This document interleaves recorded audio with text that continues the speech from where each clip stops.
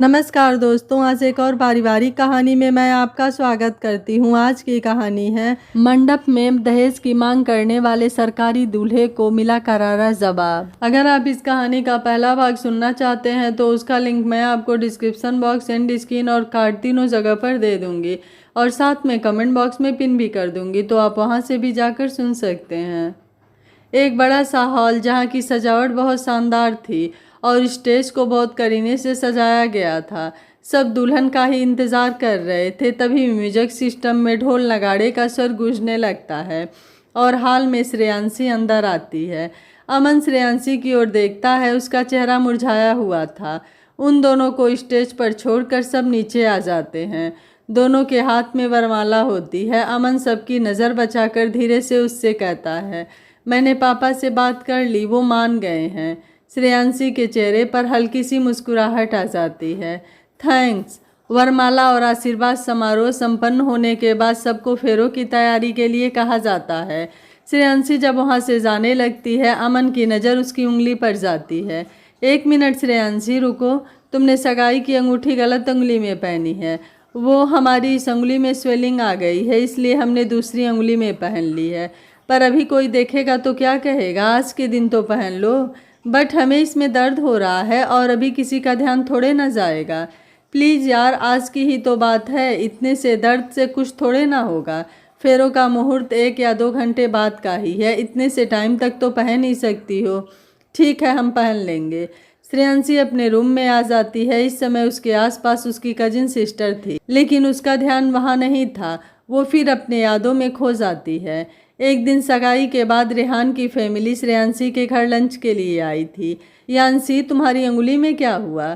कुछ नहीं रिहान, वो हम सुबह सब्जी काट रहे थे तो कट गई। तो इसमें से रिंग निकाल दीजिए।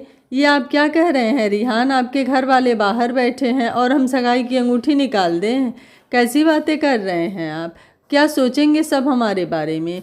बस इतनी सी बात, मेरे पास इसका भी सॉल्यूशन है। रिहान ने उसकी उंगली से रिंग निकालकर उसकी ही पास वाली उंगली में डाल दिया। अब ठीक है ना? बट रिंग इसमें नहीं पहनते हैं। तो ये बताइए, सगाई पर रिंग इसी उंगली में क्यों पहनाई जाती है? क्योंकि ऐसा कहा जाता है कि इस उंगली की नसें दिल तक जाती है। तो इस उंगली में रिंग इसलिए पहनाई जाती है क्योंकि इसका कनेक्शन दिल से होता है। तो फिर इस उंगली का कनेक्शन भी इस उंगली के साथ होता है ना? तो फिर ये दिल से ही कनेक्ट हुई ना। आपके पास हमेशा ऐसे ही अजीबोगरीब लॉजिक होते हैं। आजकल आप हमें कुछ ज़्यादा ही नोटिस करने लगी हैं यांशी। चलिए, अब आपको हम अपना पूरा घर दिखा देते हैं, जैसी आपकी इच्छा। श्रेयांशी की एकदम से तंद्रा टूटी और उसे जब याद आया कि आज उसकी शादी किसी और के साथ है तो उसका दिल तड़प उठा। उसके मन में रह रह कर रेहान का ख्याल आ रहा था। तभी उसका फ़ोन बज उठा। दूसरी बार रिंग होने पर उसने फ़ोन उठा लिया। तुम हमें फ़ोन क्यों कर रही हो शिव्या? हम कमरे में ही तो हैं, अंदर आ जाओ। अपना मुंह बंद रख और मेरी बात सुन। जल्दी अपने रूम से बाहर आ, कोई सवाल नहीं, जल्दी आ। श्रेयांशी बिना कुछ कहे बाहर आती है। उसके आते ही शिव्या उसका हाथ पकड़कर एक ओर ले जाती है, जहां पर अमन अपने सबसे खास दोस्त शतांश से बात कर रहा था। पर वो दोनों एक और खड़े थे, पर वो वहां से श्रेयांशी और शिव्या को नहीं देख पा रहे थे। शतांश, वैसे तूने बात को तो बहुत अच्छे से हैंडल कर लिया है, पर श्रेयांशी भाभी को आज नहीं तो कल पता चल ही जाएगा, फिर तू क्या करेगा? अमन ने कहा, शादी हो जाने के बाद मुझे कुछ छिपाने की ज़रूरत ही कहाँ है। बस जैसे तेरे ये शादी हो जाए। मुझे पता था श्रेयांशी को जब दहेज के बारे में पता चलेगा तो उसका रिएक्शन कुछ ऐसा ही होगा। वो इस शादी से पीछे भी हट सकती है, और अगर अब ऐसा होता है तो क्या इज्जत रह जाती मेरे और मेरे परिवार की। इसलिए मैंने और पापा ने श्रेयांशी के पापा से इस बारे में बात की। तो पता है उन्होंने क्या किया? उन्होंने श्रेयांशी की तरफ से माफ़ी भी मांगी, और जो वो गाड़ी देने के लिए आनाकानी कर रहे थे ना, उसके लिए भी वो तैयार हैं। बस ये लेन देन का काम श्रेयांशी के सामने नहीं होगा। शतांश ने कहा, वाह बेटा, तूने तो कमाल कर दिया। वहाँ पर तेरे होने वाली पत्नी तुझे हीरो समझ रही है कि तेरी वजह से यह शादी बिना दहेज के हो रही है, पर उन्हें क्या पता तुझे पूरा दहेज मिल रहा है। अरे मैं तो कहता हूँ तुझे तो इससे भी ज़्यादा मिलना चाहिए। सरकारी नौकरी है तेरी, क्या कमी है तुझ में? अरे लोग तो जो छोटी मोटी नौकरी करते हैं उन्हें भी इतना देते हैं कि पूछ मत, और तेरी तो फिर भी इतनी बड़ी पोस्ट है। पता नहीं तूने भाभी की इतनी बातें कैसे सुन ली। इतने रिश्ते आए थे तेरे लिए, पता नहीं तूने यही क्यों चुना, जबकि वो सब तो तुझे कितना कुछ देने को तैयार थे।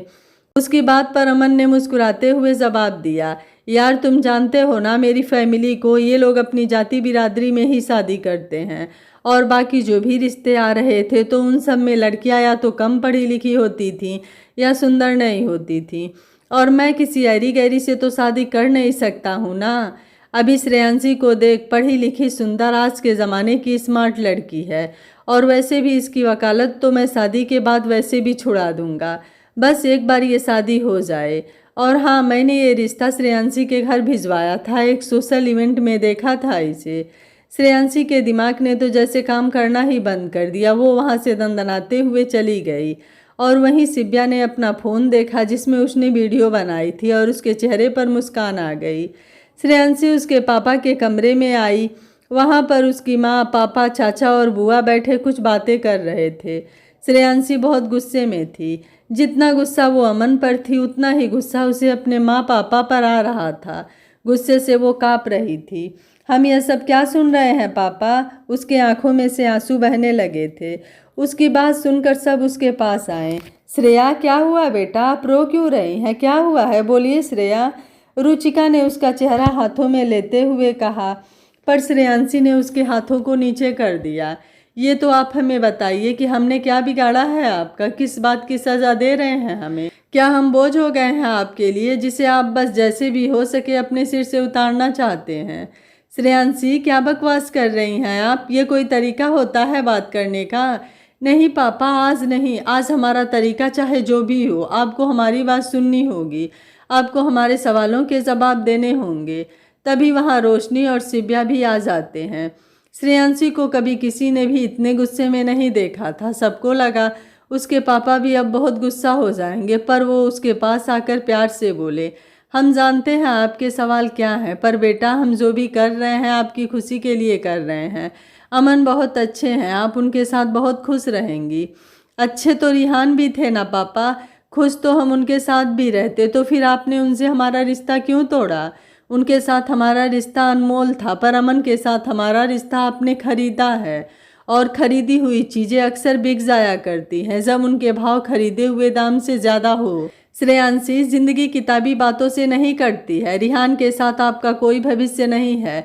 भले ही हमें आज कीमत चुकानी पड़े, पर इस बात की खुशी रहेगी कि हमने आपको उज्जवल और सुरक्षित भविष्य दिया है।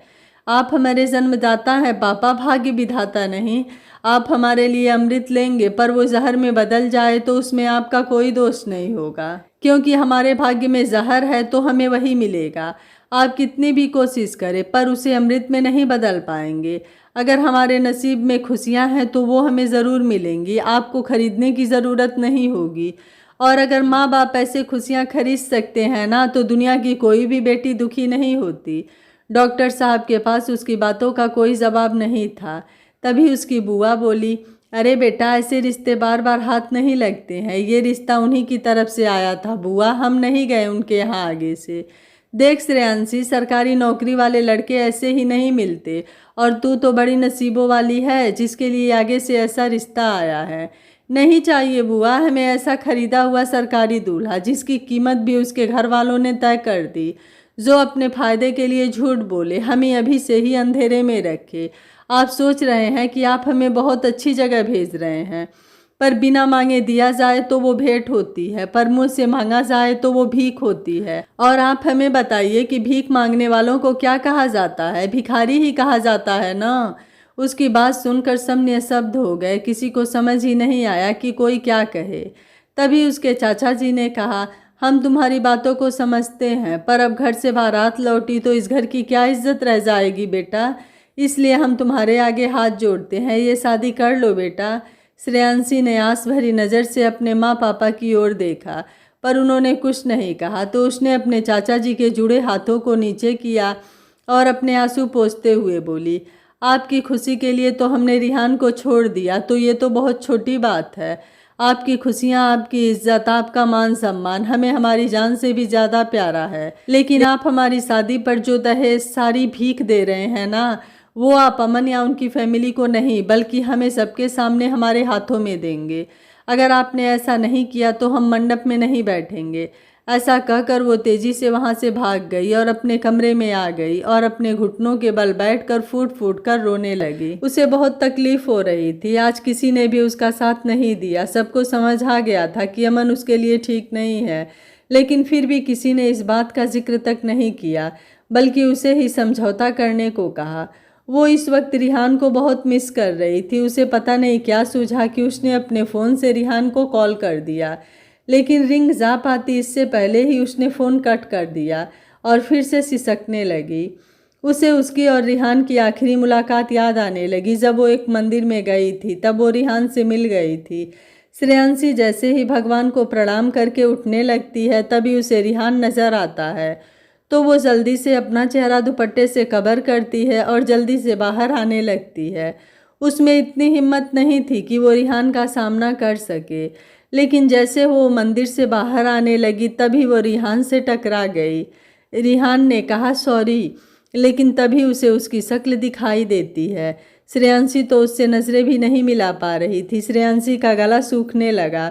उसे समझ ही नहीं आ रहा था कि वो क्या कहे, और रिहान समझ रहा था कि वो अभी क्या सोच रही होगी। रिहान ने कहा यांशी, आप ठीक है ना? श्रेयांशी ने कहा जी वो हम ठीक हैं।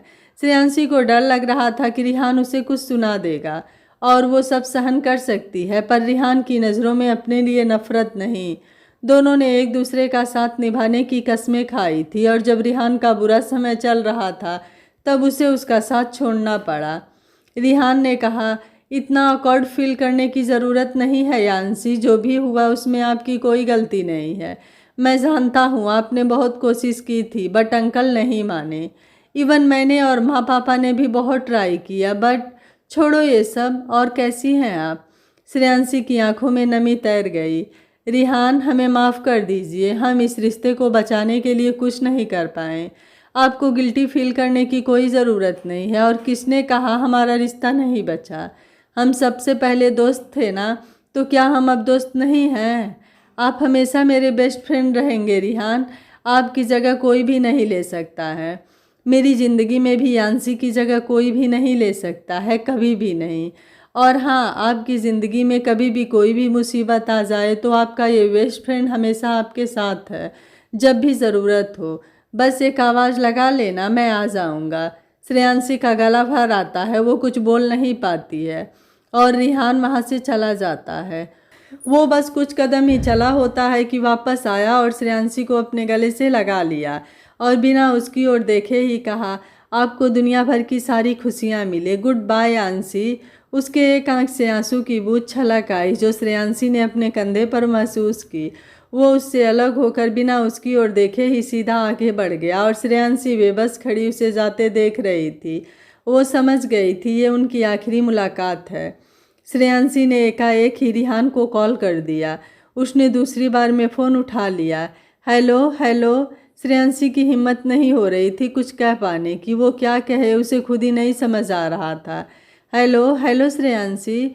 उसके मुंह से श्रेयांशी सुनकर ही श्रेयांशी का रोना फूट पड़ा। उसके रोने की आवाज़ से रिहान परेशान हो गया।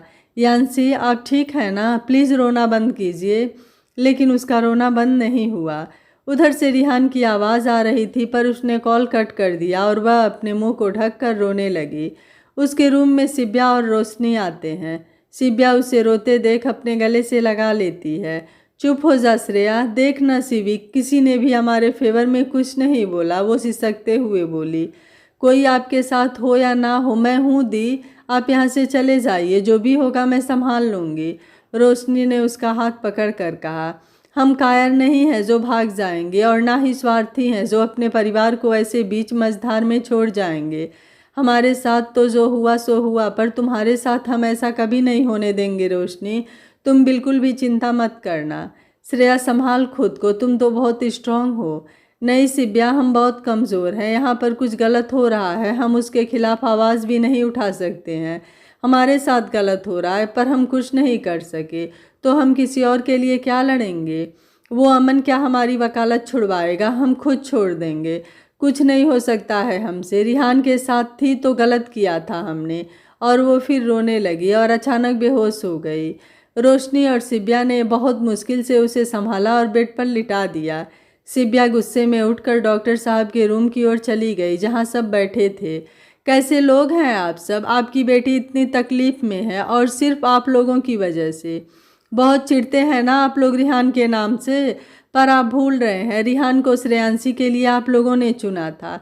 उसका बॉयफ्रेंड नहीं था वो, और जब श्रेयांशी को उससे अटैचमेंट हो गई तो आप लोगों ने ये रिश्ता तोड़ दिया। गलती आप लोगों की थी और आज भी आप लोग ही गलत हो, जिसकी सज़ा श्रेयांशी भुगत रही है। आप लोगों को मैंने वो वीडियो दिखा दिया, लेकिन फिर भी आप लोगों पर कोई फ़र्क नहीं पड़ा। वो उन सब पर बिफर पड़ी थी। डॉक्टर साहब ने उसके पास आकर प्यार से कहा, चिंता ना करें सिब्या, आपकी दोस्त के साथ कुछ गलत नहीं होगा। जाइए, उनके पास थोड़ी ही देर में उनकी शादी है। सिब्या को कुछ समझ नहीं आया, पर वो बिना किसी सवाल के वापस आ गई। श्रेयांशी को भी होश आ गया था। तभी कोई उन्हें बुलाने के लिए आया तो उन दोनों ने उसे वापस ठीक से तैयार किया और भारी मन से उसे नीचे लेकर आ गए और दूल्हे के पास उसे बैठा दिया। दूल्हे का चेहरा सेहरे की वजह से ठीक से दिख नहीं रहा था। श्रेयांशी को तो जैसे कोई होश था ही नहीं। वो तो बस एक कठपुतली की तरह ही जैसे उससे कहा जा रहा था वैसे किए जा रही थी। जैसे ही कन्यादान किया जाता है तो श्रेयांशी का हाथ दूल्हे के हाथ में दिया जाता है तो उसकी आंखों से आंसू निकल जाते हैं, जो कि दूल्हे के हाथ पर पड़ते हैं और उसके हाथ की पकड़ श्रेयांशी के हाथ पर कस जाती है और कुछ देर बाद ही विवाह संपन्न हो जाता है।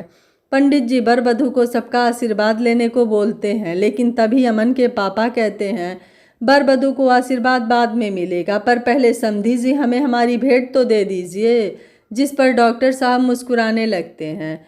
डॉक्टर साहब मुस्कुराते हुए बोलते हैं, समधी जी पहले आशीर्वाद तो दे दीजिए। इस बात पर अमन के पापा भड़कते हुए कहें, देखिए समधी जी, बाकी बातें बात में, इस बारे में पहले ही बात हो चुकी है। अरे इतनी भी क्या जल्दी है, ये सब बात हम सुबह करते हैं, अभी बाद ही विदाई का मुहूर्त है। कैसी बातें कर रहे हैं आप डॉक्टर साहब? जब तक आप पूरे 20 लाख रुपए हमारे हाथ में नहीं रख देते तब तक हम दुल्हन को लेकर नहीं जाएंगे। श्रेयांशी का खून खौलने लगा। वो जैसे ही कुछ बोलने को हुई तभी दूल्हे ने उसका हाथ पकड़ लिया और वो चुप हो गई, पर उसे ये स्पर्श जाना पहचाना लगा, पर उसने कुछ नहीं कहा। फिर आपको गाड़ी भी तो चाहिए थी ना, श्रेयांशी के चाचा जी ने कहा। हाँ, पर पहले 20 लाख रुपए आप दे रहे हैं तो ठीक है, वरना हम अपने बेटे को लेकर जा रहे हैं। हाँ अंकल, बिल्कुल चाहिए, पर अपने बेटे को साथ लेकर। मैं अभी लेकर आता हूँ। आयुष, श्रेयांशी का भाई, ऐसा कहकर वहाँ से चला जाता है और साथ में अमन को लेकर आता है, जो कि बहुत गुस्से में होता है। उसे देखकर सब भौचक्के रह जाते हैं और श्रेयांशी के पैरों तले ज़मीन खिसक जाती है कि उसकी शादी किससे हो गई है। वो अपने पास खड़े दूल्हे के चेहरे से सेहरा हटा देती है, जो उसके चेहरे पर हैरानी और खुशी के मिले जुले भाव आ जाते हैं, क्योंकि वो लड़का और कोई नहीं, खुद रिहान था। ये सब क्या है और ये लड़का कौन है? और अमन, तुम वहाँ क्या कर रहे हो?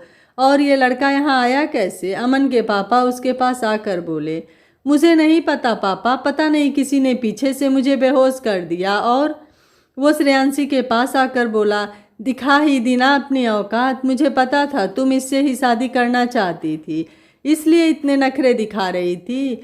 तुमने जो धोखा दिया है ना, उसके लिए तो तुम्हें तो मैं छोड़ूंगा नहीं, तुम जैसी निहायती।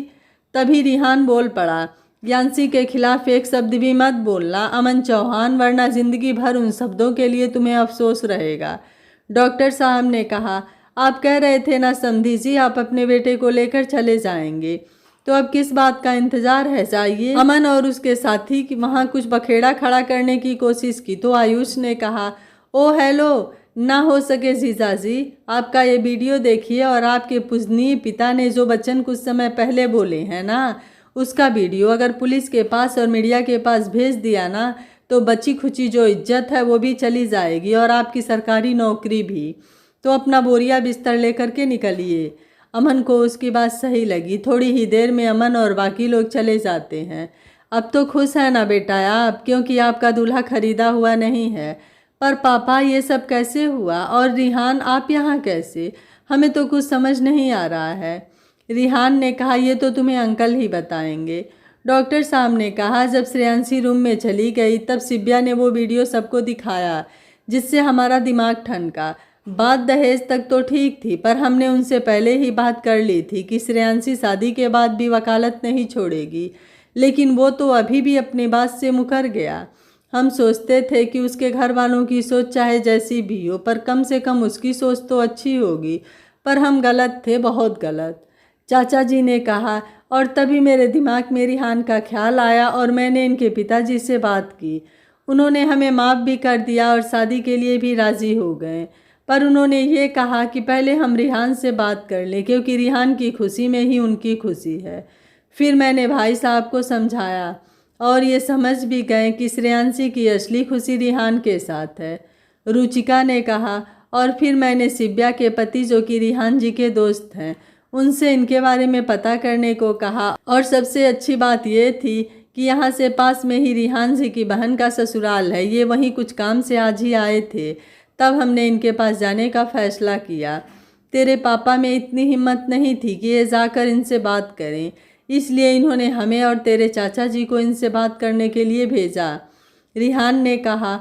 और जब इन्होंने हमें सारी बात बताई तब मुझे कुछ समझ नहीं आ रहा था कि मुझे क्या करना चाहिए, लेकिन तभी आपका कॉल आया और आप कुछ बोली भी नहीं, पर मैं आपकी आवाज़ सुनकर समझ गया था कि आप इस शादी से खुश नहीं हैं, और तब मैंने तुरंत शादी के लिए हाँ कह दी, आयुष ने कहा। और बाकी दूल्हा बदलने का काम मैंने कर दिया। श्रेयांशी की आंखें भर आई। आप सभी ने हमारे लिए ये सब किया और हम पता नहीं क्या क्या सोचे जा रहे थे।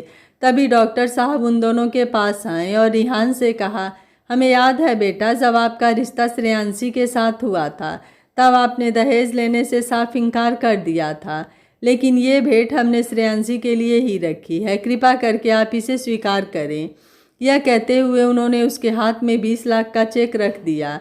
रिहान ने कहा, मुझे तो लगा था कि शायद अब आपको मुझ पर विश्वास होने लगा है, पर मैं गलत था।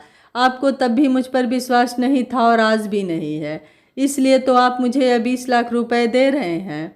डॉक्टर साहब ने कहा, अरे नहीं बेटा, ये तो बस उपहार है, आप इसे अन्यथा न लें, हमारा ऐसा कोई मतलब नहीं था। रिहान ने कहा, हमें बस आपका आशीर्वाद चाहिए और कुछ नहीं। मेरे पिताजी की संपत्ति गई है पापा, पर मेरा हौसला और मेरी लगन और मेरी मेहनत नहीं। आप चिंता न करें, आपकी बेटी को कभी भी कोई परेशानी नहीं होगी, यह मेरा वादा है आपसे। श्रेयांशी के माँ पापा की आंखों में खुशी के आंसू आ जाते हैं। रुचिका ने कहा, आप दोनों हमेशा ऐसे ही साथ रहिए, आप पुरानी बातों को ध्यान में ना रखें, जो भी हुआ उसमें श्रेयांशी की कोई गलती नहीं थी। उन सब के लिए हो सके तो हमें माफ़ कर दीजिएगा, पर हमारी बेटी का ध्यान रखिएगा। श्रेयांशी की माँ ने हाथ जोड़कर कहा, पर रिहान ने उनके हाथ पकड़ते हुए कहा, ऐसा मत कीजिए प्लीज़, आप बड़ी हैं और बड़ों के हाथ आशीर्वाद देते हुए ही अच्छे लगते हैं। मैं आपसे वादा करता हूँ किसी भी पुरानी बात से श्रेयांशी को कोई कुछ नहीं कहेगा। मेरे माँ पापा वैसे भी इन्हें बहुत पसंद करते हैं और इस शादी से वो बहुत खुश हैं। डॉक्टर साहब ने श्रेयांशी के सिर पर हाथ फेरते हुए कहा, हमारी बेटी अनमोल है और उसका दिल्हा भी अनमोल है, खरीदा हुआ नहीं। पर अब ये चेक आप रख लीजिए बेटा, ये आपका ही है। श्रेयांशी फपक पड़ी और उनके गले लगकर रोते हुए बोली, आपने हमें रिहान दे दिए, हमें और कुछ नहीं चाहिए पापा, हमारे लिए बस आपका आशीर्वाद ही काफ़ी है। उनकी भी आंखें भर आई।